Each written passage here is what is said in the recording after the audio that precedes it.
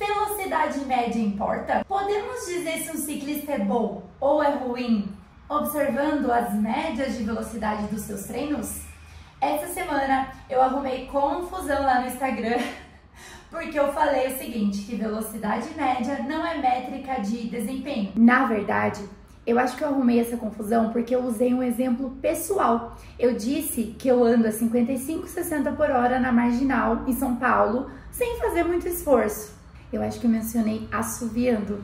E aí, a galera que não consegue fazer isso se sentiu muito ofendida. Eu percebi que esse tema merece uma discussão mais detalhada. E hoje eu vou usar exemplos genéricos. Espero não arrumar confusão aqui também. Velocidade média pode ser usada como métrica de desempenho? Infelizmente não. Sabe por quê? Digamos que um ciclista está fazendo um teste de FTP ou um intervalo de subida de 15 minutos, 20 minutos, que é o teste de FTP. Essa subida é dura e ele está subindo numa média de 270 watts. Não vamos entrar aqui no peso do ciclista. Ele fez 20 de média nesses 20 minutos a 270 watts, porque a subida era inclinadinha, a subida era chata. No dia seguinte, esse ciclista tinha um recovery ride e foi para o plano, sem muito vento, fazer o seu pedal regenerativo. Nesse dia plano, ele fez 31 de média. Só que para fazer esse 31 de média, ele fez uma potência média de 1 hora de recovery em 170 watts. Qual foi o dia em que ele teve o melhor desempenho? No dia do teste, com média de 20. Entenderam? E aí, eu vou comentar sobre algumas respostas que eu tive na minha publicação. E eu achando que o Cavendish era rápido. Provavelmente a pessoa achou que era mentira e que eu não consigo andar a 55, 60 na Marginal. E ele também disse, o Ganna, que é um Pro Tour, faz 58 de média no contrarrelógio, e aí a Supergirl vem falar que faz 55, 60. E sem perceber, ele já concordou com o meu argumento, que velocidade média não é métrica de desempenho. Por quê?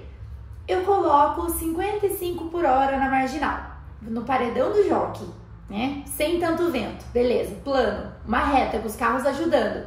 O Ganna faz 58 de média num contrarrelógio que ele sai parado.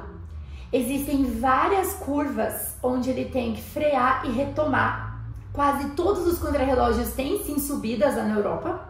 Logo, velocidade média não é métrica de desempenho. E eu também recebi a seguinte mensagem: se eu treinar todos os dias no mesmo circuito, a velocidade média é uma boa métrica de desempenho, certo?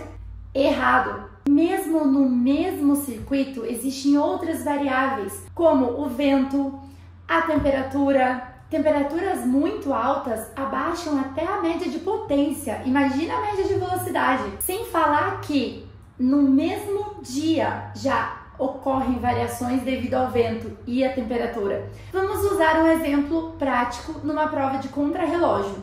Prova que é a minha especialidade, eu sou pentacampeã brasileira, categoria elite. Existe uma bateria, cada atleta larga de 1 em 1 minuto. Quando o primeiro larga, o vento está numa velocidade.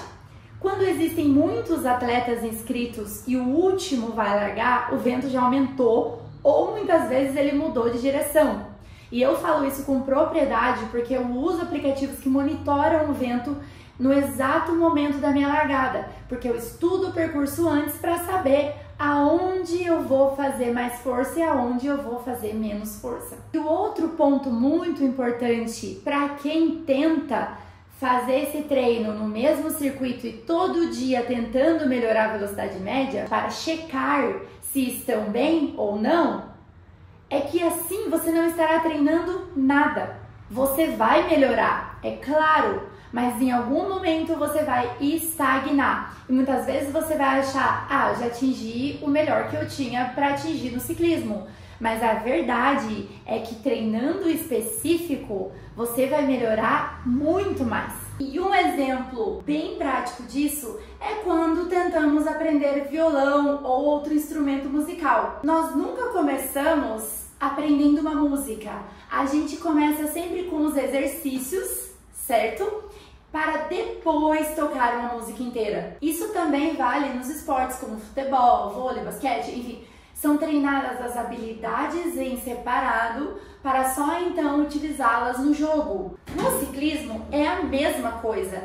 Primeiro são os treinos de base, depois os treinos técnicos de eficiência, chamados speed skills, e depois os treinos específicos. Treinamos todas as capacidades e as habilidades em separado para usar no dia da prova ou no treino de luxo, vulgo rachão. Então agora reflita comigo, quem está evoluindo mais? Um ciclista que treina no mesmo circuito todos os dias se matando para fazer média de 30, ou um ciclista que está ali treinando específico, seguindo a planilha, fazendo um treino de VO2 max de 1 minuto, no limite, descansando 2 minutos, passeando e vai voltar para casa com uma média de 26 por hora, com certeza é o ciclista que está treinando intervalado. E não sou eu quem está deduzindo isso. São estudos que comprovam que o treinamento intervalado é o mais eficaz para ganho de performance. Como eu sempre digo, quem anda na passadinha xoxa, que é aquela passada que não tá forte demais para uma pessoa boa e nem fraco demais, não melhora nunca, vai ficar na passadinha xoxa sempre. Mas existem provas, existem momentos onde sim, a velocidade média é muito importante. Na prova de contrarrelógio, que eu sou especialista, a velocidade média é muito importante. Muitas vezes a gente já sabe até qual a velocidade média que será necessária para ser campeã ou ter chance de entrar entre as 3. Mas no momento da prova, o foco está totalmente em manter a potência e a percepção de esforço, controlar o ritmo e distribuir o esforço adequadamente durante a prova toda. A velocidade média, nesse caso, é uma consequência. Eu nunca fiz um triatlon, mas acredito que também a velocidade média seja muito importante. Triatletas, comentem aqui para eu saber se eu estou falando certo. Porque é uma prova muito parecida, é um contrarrelógio, que no caso de um Ironman dura 180 km. Também tem um outro momento onde a velocidade média é um certo parâmetro, mas não métrica. Quando você vai para uma prova, vou dar um exemplo quando eu competi na Bélgica 2018 e 2019. As provas eram do mesmo estilo aos finais de semana, todas ali por perto, em circuitos bem técnicos, a mesma quantidade de meninas, mas tinha finais de semana que vinham outras equipes que o ritmo era muito maior. Teve um final de semana que eu lembro que eu não pude participar, eu não lembro se eu estava em outra prova ou se eu estava doente, mas as meninas voltaram contando que deu 43 de média, e sempre dava tipo 41, 41,5, 43, porque veio uma outra equipe X para treinar, colocou lá na ponta e aumentou a média.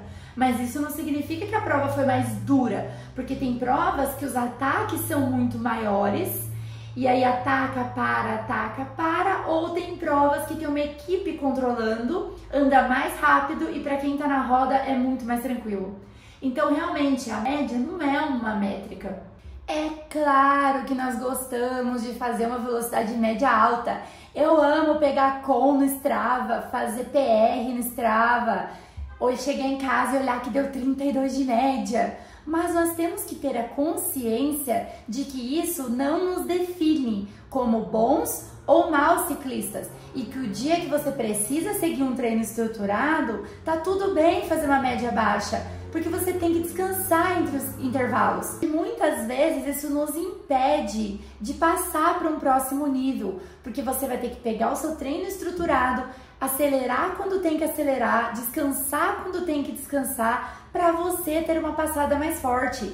Temos que ter essa consciência de que uma média alta nada mais é do que uma massagem no nosso ego, porque é gostoso, não vou mentir. Agora eu quero saber de você, depois desses pontos que eu trouxe aqui para você.